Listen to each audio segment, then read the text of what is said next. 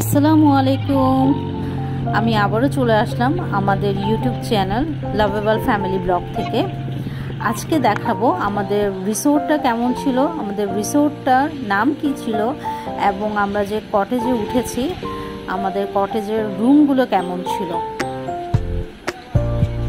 এটাই হচ্ছে আমাদের রিসোর্ট। আমাদের এই রিসোর্টের নাম হচ্ছে ডিভাইন আইস লেক ইকো রিসোর্ট।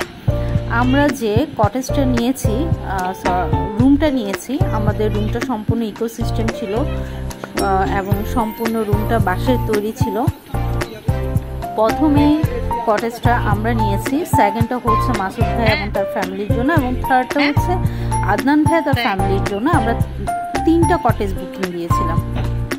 আমি আমার রুমের ভিউটা আপনাদেরকে দেখাবো এখন।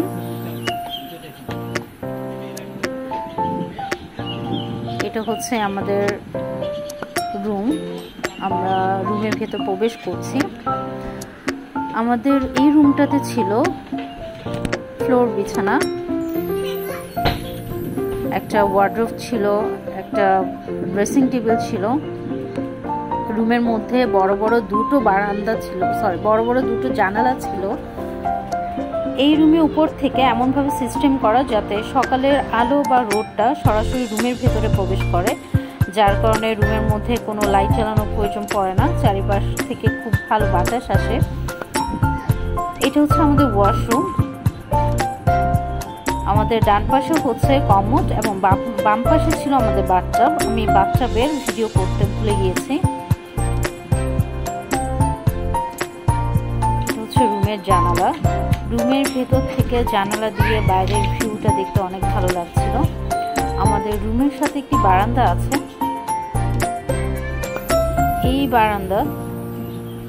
সেই বারান্দা যেখানে আমরা বিকালে বসে আড্ডা দিয়েছিলাম, চা কফি খেয়েছিলাম। এটা হচ্ছে আমাদের কটেজের ব্যাক পার্ট, কটেজের পেছনের সাইড, যেখান থেকে খুব সুন্দর দৃশ্য দেখা যাচ্ছে। যেহেতু বৃষ্টি ছিল, মনে হচ্ছে বৃষ্টিতে সম্পূর্ণ সব ধুয়ে মুছে পরিষ্কার হয়ে গেছে। যেদিকে তাকাচ্ছি সবুজ আর সবুজ। মেহুলি ওই পাশে অনেকগুলো গরু দেখাচ্ছিল। আমরা এখন কটেজ থেকে নিচে নামছি, নেমে বাইরের দৃশ্যটা, রিসোর্টের বাইরের দৃশ্যটা ধারণ করার চেষ্টা করছি। আমরা যেহেতু অফ সিজনে গিয়েছি, তাই এই রিসোর্টে আমরা ছাড়া আর কেউ ছিল না, যার কারণে নিজেদের মতো করে নিজেরা খুব মজা করেছি।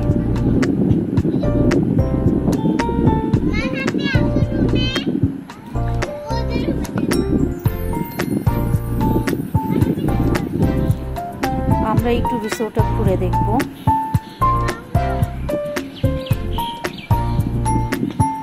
মিফতা আগে দিয়ে সবকিছু ঘুরে চলে এসেছে একা একা।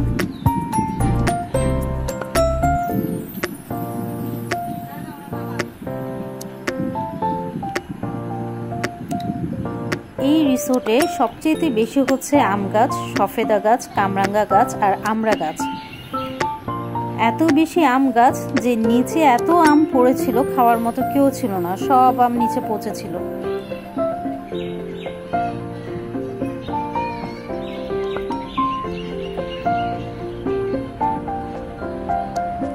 লিজা ভাবি মানহাকে নিয়ে উপরে যাচ্ছে, মানহা মাহিরাকে নিয়ে উপরে যাচ্ছে। এগুলো হচ্ছে আমাদের সেই কটেজ।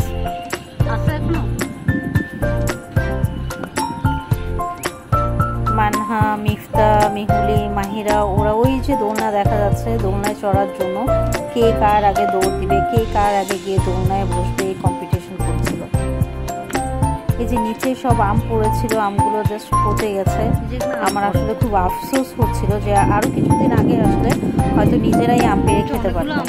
এখানে আমগুলো সব পড়ে পচে গেছে, খাওয়ার মতো কেউ ছিল না।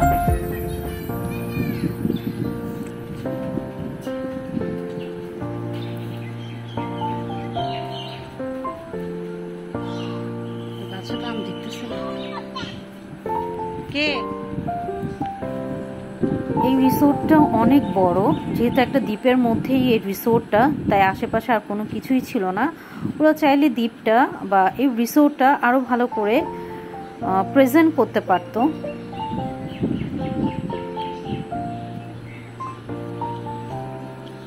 চারিপাশে পানি আর পানি, আর মাঝখানে এই দ্বীপ, আর দ্বীপের মধ্যে এই রিসোর্ট।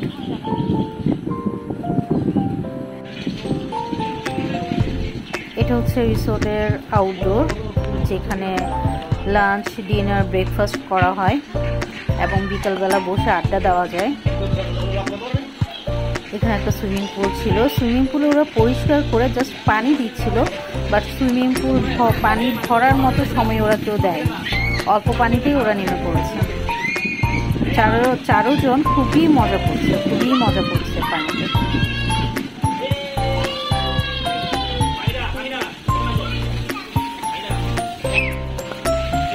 মিরাজও বাচ্চাদের সাথে খুব মজা করছিল।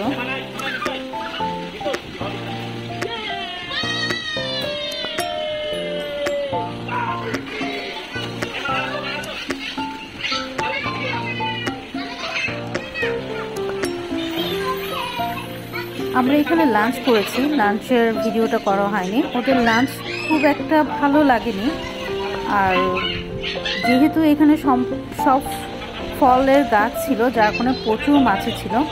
আমরা এই আউটডোরে যখন লাঞ্চ করতে এসেছি, মাছির জালে আমরা ভালোভাবে লাঞ্চ করতে পারিনি। পরবর্তীতে আমরা রাতে ডিনারটা আমাদের রুমেই সার্ভ করতে বলেছিলাম।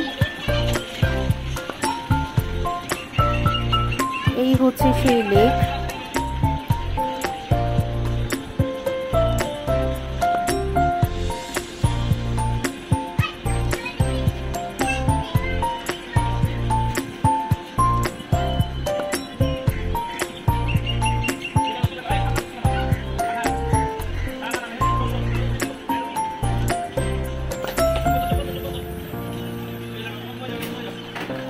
এই হাউস বোট থেকে ওরা আসে এই ডিভাইন রেস্টুরেন্টের, এখান থেকে ওরা খাবার সার্ভ করে।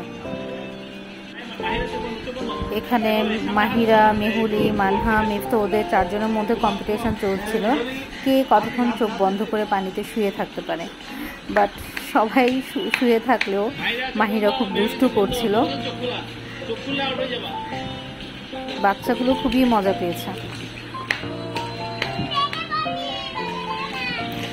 আর মাসুদ ভাই নামতে চায়নি, আদনান আর মিরাজ কোলে করে ধরে মাসুদ ভাইকে সুইমিং পুলে নামিয়ে দিয়েছে। এখন ওরা ছবি তুলছে। আজকের জন্য আমি আমার ব্লগটা এখানেই শেষ করলাম। আগামীকাল থাকবে আমাদের শর্ট প্ল্যান ট্রাভেল ট্যুরের শেষ পার্ট, যেখানে আমরা বিকেলে নাস্তা কোত্থেকে এনেছি, আমরা বারবিকিউটা কিভাবে করেছি, এবং আমরা আমাদের রুম একটা চেঞ্জ করেছিলাম। পরবর্তীতে আমরা এসি রুম নিয়েছিলাম। ওই রুমের ভিউ এবং ওই রুমের ভাড়া কত, সব কিছু ডিটেলস আলোচনা করব আমাদের শেষ ব্লগটাতে। আল্লাহ হাফেজ।